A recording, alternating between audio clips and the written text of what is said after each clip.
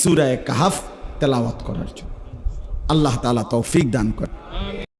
যে ব্যক্তি প্রত্যেক শুক্রবারে জুম্মার দিন সূরা কাহাফ একবার পড়বে, আল্লাহ তাআলা তাকে 3টা ফজিলত মর্যাদা দান করবে।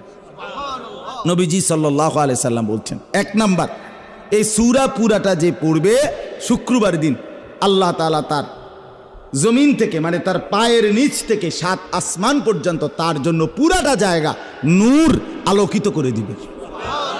2 প্রতি শুক্রবার পর্যন্ত 8 দিন সে যাবতীয় ফিতনা, যাবতীয় মুসিবত থেকে নিরাপদ থাকবে।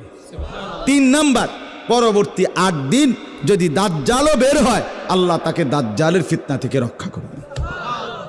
এই জন্য যাদের হিম্মত হয়, মহব্বত লাগে, দিল লাগে, তো তারা প্রত্যেকেই চেষ্টা করবেন প্রত্যেক শুক্রবার দিন সূরা কাহাফ